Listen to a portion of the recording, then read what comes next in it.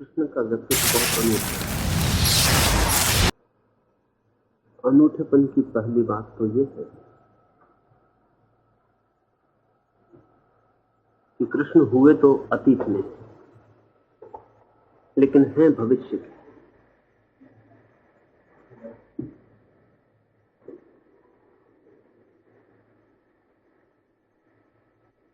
मनुष्य अभी भी इस योग्य नहीं हो पाया कृष्ण का समसामयिक बन सके।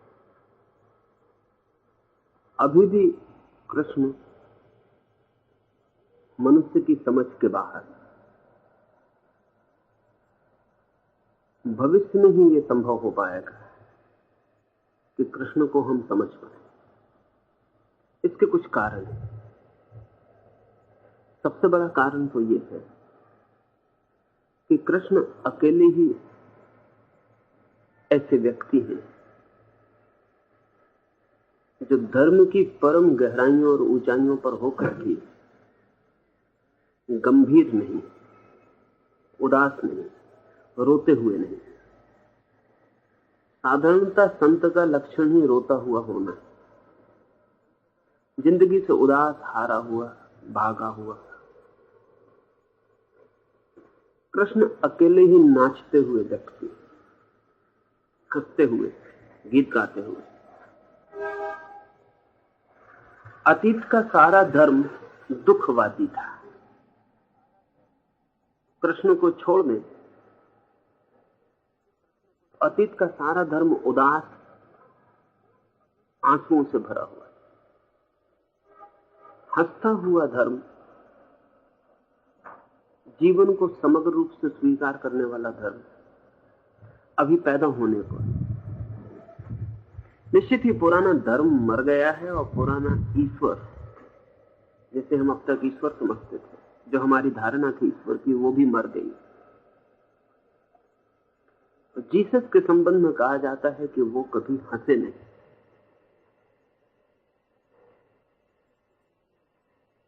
शायद जीसस का ये उदास व्यक्तित्व और सूली पर लटका हुआ उनका शरीर ही हम दुखी चित्त लोगों को बहुत आकर्षण का कारण बन गए। महावीर या बुद्ध बहुत गहरे अर्थों में इस जीवन के विरोधी।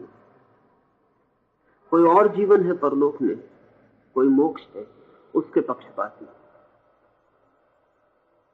समस्त धर्मों ने दो हिस्से कर रखे थे जीवन के, एक वो जो स्वीकार योग्य है और एक वो जो इंकार के योग्य।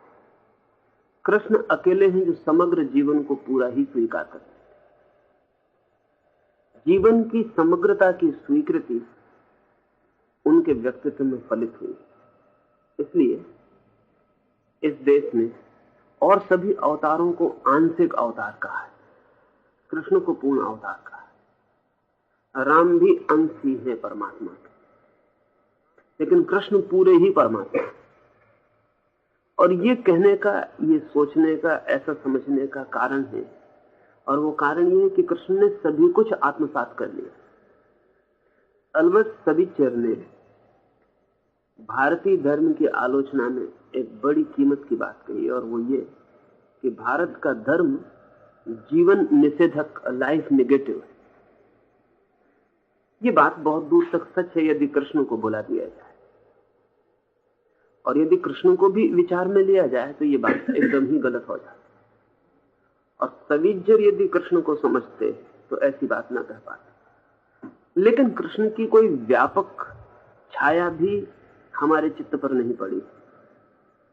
वे अकेले दुख के एक महासागर में नाचते हुए एक छोटे से द्वीप, या ऐसा हम समझें कि उदास और निषेध और दमन और निंदा के बड़े मरुस्थल में एक बहुत छोटे से नाचते हुए मरुद्यान है। वो हमारे पूरे जीवन की धारा को नहीं प्रभावित कर पाए। हम ही इस योग्य न थे, हम उन्हें आत्मसात न कर पाए। मनुष्य का मन अब तक तोड़कर सोचता रहा, द्वंद्व करके सोचता रहा। शरीर को इंकार करना है, आत्मा को स्वीकार करना है, तो आत्मा और शरीर को लड़ा देना है। परलोक को स्वीकार करना है, इहलोक को इंकार करना है। तो इहलोक और परलोक को लड़ा देना है। स्वभावता यदि हम शरीर का इंकार करेंगे तो जीवन उदास हो जाए, क्योंकि जीवन के सारे रस स्रोत और सारा स्वास्थ्य और जीवन का सारा संगीत और सारी संवेदनाएं शरीर से आ रही। शरीर को जो धर्म इंकार कर देगा वो पीत वर्ण हो जाए, रक्त शून्य हो जाए, उस पर से लालिक हो जाए, वो पीले पत्ते की तरह सूखा हुआ धर्म होगा। उस धर्म की मान्यता भी जिनके मन में गहरी बैठेगी वे भी पीले पत्तों की तरह गिरने की तैयारी में संलग्न, मरने के लिए उत्सुक और तैयार हो जाए। कृष्ण अकेले हैं जो शरीर को उसकी समस्तता में स्वीकार कर लेते हैं, उसकी टोटलिटी। ये एक आयाम में नहीं, सभी आयाम में सच है। शायद कृष्ण को छोड़कर और पूरे मनुष्यता के इतिहास में झुरस्तर एक दूसरा आदमी है जिसके बाबत यह कहा जाता है कि वो जन्म लेते से हंसा है। सभी बच्चे रोते हैं, एक बच्चा सिर्फ मनुष्य जाति के इतिहास में जन्म लेकर हंसा है। ये सूचक है इस बात का कभी हंसती हुई मनुष्यता पैदा नहीं हो पाई।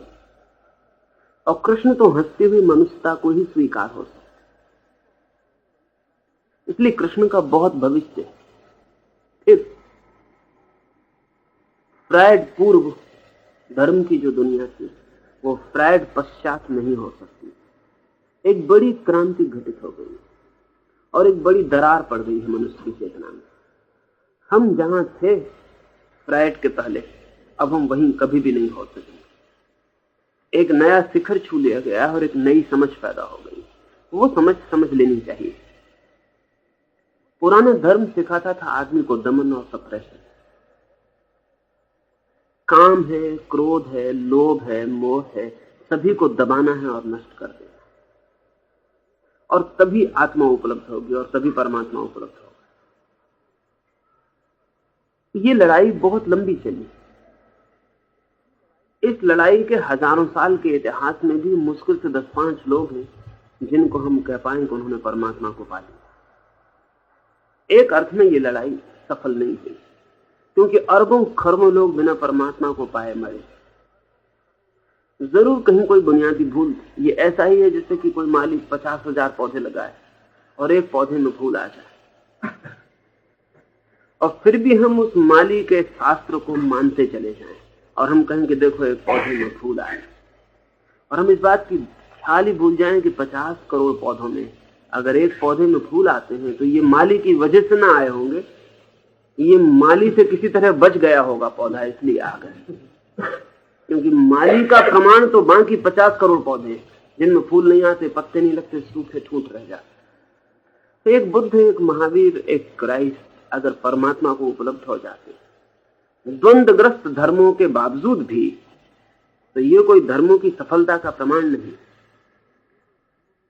धर्मों की सफलता का प्रमाण तो तब होगा, माली तो तब सफल समझा जाएगा जब 50 करोड़ पौधों में फूल लगे और एक में ना लग पाए तो क्षमाई होगी। कहा जा सकेगा कि ये पौधे की गलती होगी, इसमें माली की गलती नहीं हो सकती। पौधा बच गया होगा माली से, इसलिए सूख गया है।